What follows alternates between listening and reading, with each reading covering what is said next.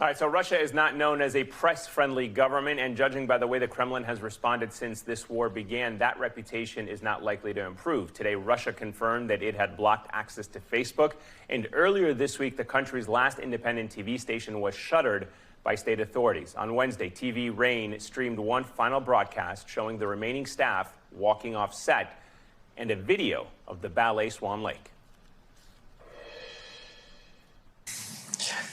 Но во время спец...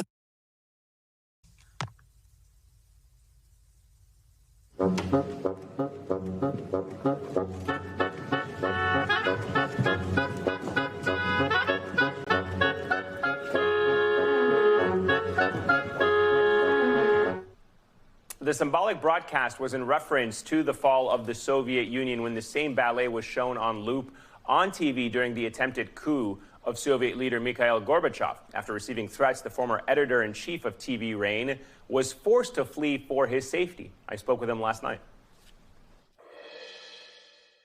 3 days ago, me and two of my colleagues, we started to receive threats in text on our phones and in the messages in social media.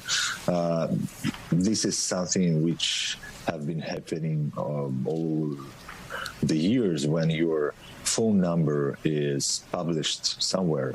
And usually you don't pay a lot of attention to it because it's some part of information war, I would say. But now in these circumstances, it is completely different. In this atmosphere, you start to think differently about it. So yeah, I consider these texts pretty serious. In addition to silencing TV Rain, the Kremlin has blocked multiple foreign news organizations' websites. And just today, Russia's parliament passed a harsh new censorship law that could lead to prison time for journalists. For years, the Kremlin has tried to keep an iron grip on the information Russian citizens have access to. The invasion in Ukraine has clearly tightened that grip. Joining me now is Ines Pohl, the Washington bureau chief of Deutsche Welle, a German newspaper which recently shuttered its Moscow offices. Ines, thank you so much for joining us. I know last night TV Rain's editor-in-chief told me about the threats he and his colleagues faced from the Kremlin.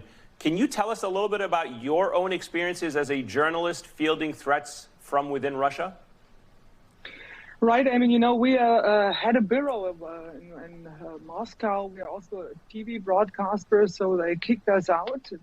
We had to close down our bureau right before Putin started his invasion into Ukraine. This tells you how everything is kind of organized by him. And as our colleague just said in your interview from yesterday night, this is really an information war, what is going on. And it's getting worse by the day. As we just heard, there's this new law out. So if journalists still kind of broadcast free and true information, they might face up to 15 years in jail. That's a long time in a Russian jail.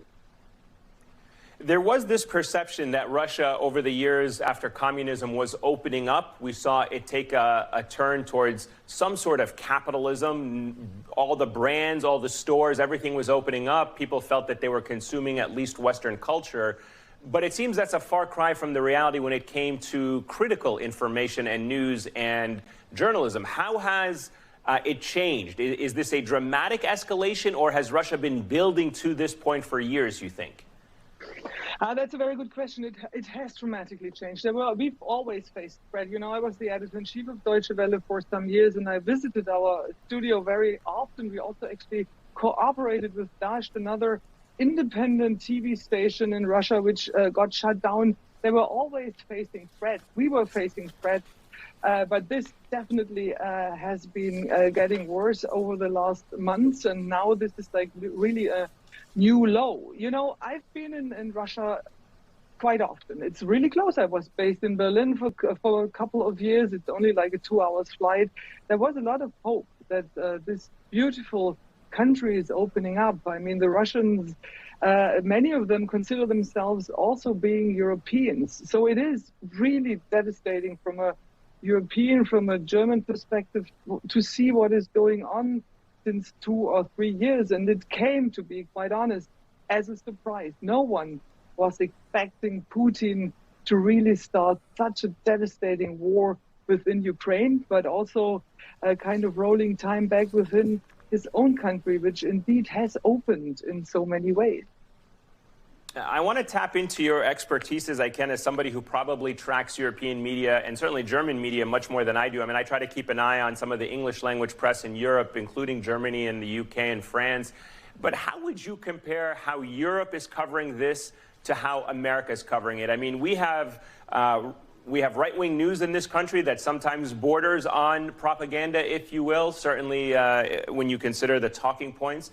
But what is the media landscape like in Europe when it comes to covering this conflict? Are people in the press in Europe saying this is not our fight, we should not be involved, or how are they debating issues like the refugee crisis there? Well, you know, we have a very different, much more emotional approach to this war. Why? Because you know, we have been living in the Cold War. I'm born '68, so I grew up with the constant fear that a Russian nuke might hit us. When Kiev, when the invasion started in Ukraine, I talked to my father. He was born '38, and he said when he heard the sirens, he got goosebumps on his back because this brought up all the memories he had as an early child during the Second World War. So this whole conflict, this whole war is much more emotional in Germany and throughout Europe, obviously.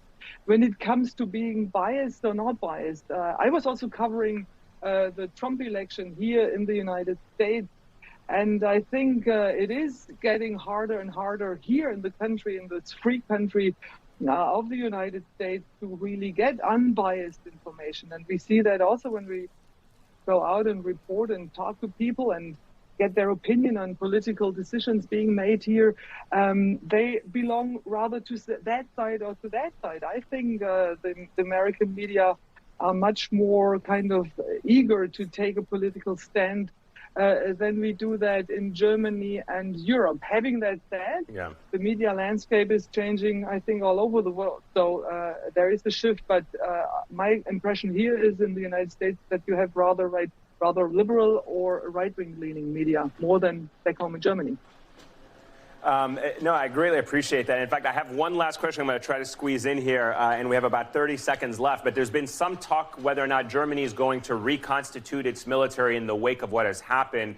Can you tell us really quickly about the debate within Germany? Is Germany going to reconstitute a military and take a more aggressive security posture? And we have about 15 seconds. I'm sorry. Yeah, no, it's yes, we really changed our politics. We will put out much or spend much more money on our military equipment. So this is a major shift in the German defense policy. All right, Ines Pohl, thank you so much. I appreciate your time. I look forward to having this conversation with you as this continues to play out.